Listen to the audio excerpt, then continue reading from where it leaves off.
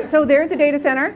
Probably looks a little different from a data center that you've seen in other places, but I'm going to walk through sort of how we got there and then talk about all the different pieces and what we're doing as we think about sustainability. The thing I love about data centers, and I really love data centers, is there is so much innovation going on in this space. It's around energy, buildings, materials, machines, infrastructure, land. All of that is up for grabs as we're going into new paradigms on what a data center is and how data centers support all of you with your handhelds and your phones and your Internet of Things and all of that. There's just more and more happening, and data centers are getting bigger and bigger and more important. So we want to make sure we grow, but also do it in a sustainable way. But first, a little history. Here's Innovation 1.0 at Google. This is our first data center, about 1996. It was a bunch of desktop computers, and then the biggest hard drive they could find was 4 megabytes, so they stuck 10 of them together, built a case out of Legos, which is right there, and voila, that's Google's first data center. We then realized, okay, we can't survive on this, so we went into colo space, which is shared space. While most people were building data centers like in the upper right-hand corner with beautiful racks and doors, and they looked pretty, you could walk in and say, oh, this is my data center. We jammed in as many servers as we possibly could. We figured we're paying by the foot. We may as well get as much in there as we can. We overworked the heating, so we had to bring our own little floor fan in there to keep things cool. But then we realized, oh, yikes. We've grown from 50,000 to 500,000 queries per day in 5 months. This isn't going to survive. So then we said, hey, cool. Why don't we put them in shipping containers? We can stick 1,000 servers in a shipping container, build them up, move them in, grow as fast as we want, ultimately modular. Isn't that great? Let's do it. Well, that sort of worked for a while, but the growth kept going. And so we said, you know what? We need to actually design, build, and run our own data centers. We can do it. We're going to be around for the long term.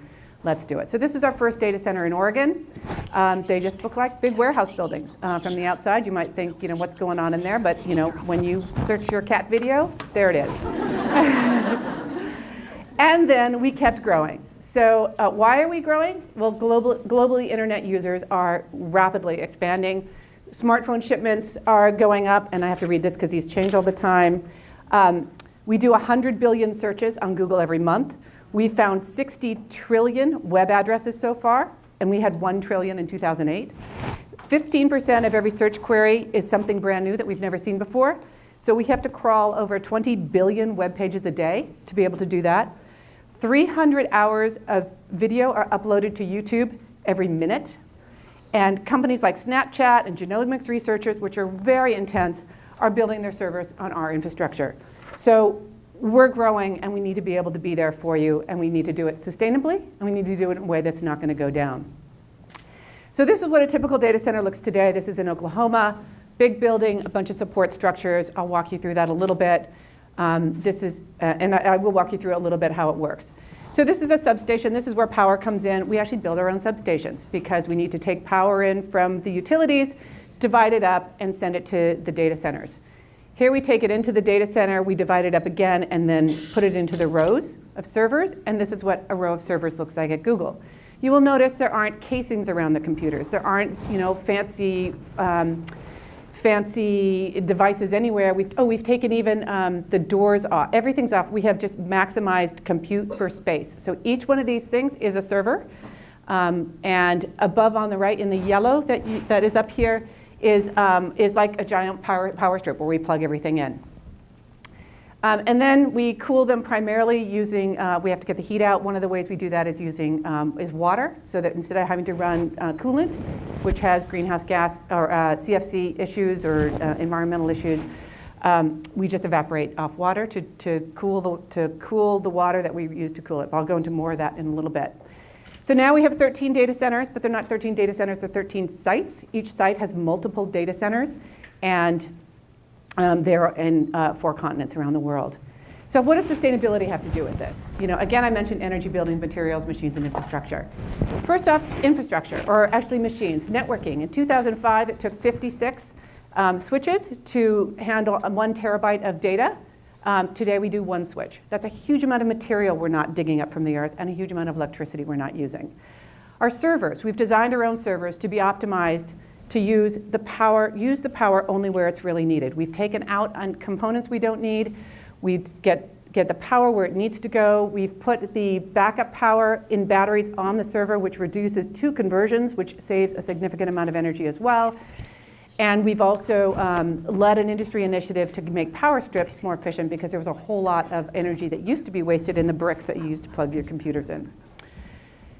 Because of these innovations, we can do 3.5 times the compute for the same amount of energy as we did in 2010. So over 5 years, we're getting so much more out of the energy we're putting in. But what I really love is that sustainability is really good business. It's not just about saving the planet and making it a good place for our children to live. It's actually good business. You use less stuff, you save money, you save the planet, it all works out. So in the big picture, our data centers use about half the energy that a typical data center does. So as you can move load to our data centers, we're able to do it more efficiently. Simple thing is turn up the thermostat, make it warmer in there. We use free cooling, we embrace innovation, and we measure everything constantly, and that is one of our secrets. Back to our server row. This yellow area is called the cold aisle. It used to be running between 60 and 70 degrees. We now run at about 80 degrees. So it's actually not really a cold aisle. We tell our guys wear shorts and a t-shirt. It's all good, you go. The air goes through the servers and it ends up in the hot aisle. This aisle is about 100 degrees. It goes through there and then up at the top are the cooling coils where the air goes out. It gets cooled by the cooling coils, goes back into the data center space, cools it again, and it's a natural sort of circulation of air.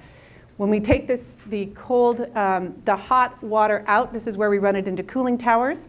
The cooling towers, they just spray jets of air. The heat evaporates off. The cool water drops again, and we reuse it. So we're able to do that with minimal energy, minimal toxics and chemicals. We also know that as you evaporate water, you're using water. So we think very much, how can we make sure we are using water most efficiently and innovatively as we can. So in South Carolina, we have a big pond that collects all the stormwater. And so rather than having it run down the drains, we collect the stormwater and we use that for our cooling. In Belgium, where we're located on an industrial canal, there's this really ugly industrial canal water. We take that, we clean it, we build our own water treatment plants, we clean the water and use it in our facilities, and then clean it and distribute it again. In Finland, we're located on an ocean, or actually on a sea. We actually built the data center in what used to be a paper plant back in the 1950s. That was shuttered. We bought it. We turned it into a data center, and we used the cooling infrastructure that was there. So we take cold water in from the Balkan Sea, use it through heat exchangers into the data center, then put it back into a tempering building, so we warm it up again, and put it back in the Balkan Sea. So it's a once-through with seawater. And in Atlanta, we actually take the wastewater from a water treatment plant, the municipal water treatment plant, they clean it, and we use it in our data center for cooling. And what we like to say in Atlanta is, you flush your toilet, you're cool in a data center. Thank you very much. So all of these innovations around energy, around water, everything are what have driven down what's called our PUE. PUE measures the efficiency of the infrastructure that you have for your data center.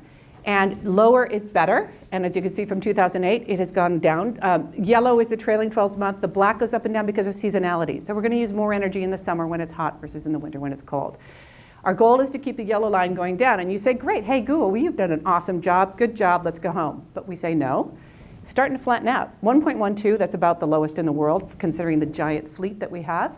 Some of our sites are lower, a few are higher. But we want to drive that down, so we said, great, why don't we have these data centers, we have this compute, why don't we let our data centers decide how to actually run our, oh, whoops, sorry, I forgot. This one, everything between the green line and the yellow, that's all savings, energy savings, carbon savings, cost savings. All of that is great business for Google. I'd rather give my money to something else than more utilities. So then we decided, okay, we're going to do machine learning. We're going to have our data centers compute and tell us how to run themselves more efficiently. So we created this machine learning algorithm. We take gazillions of data points. We run them through our algorithms, and it says, okay, given weather conditions and load conditions and inside and outside, here's how you need to run your data center and to optimize the PUE and keep driving that down. So we're still optimizing this, but that's where our thinking keeps going. But we can't run a computer, so we want to use less electricity, but we're never going to get to zero because we still have to run servers. Otherwise, we may as well go home, right? So whatever is left, we power with renewable energy. That is our goal, 100% renewable energy for anything that we do.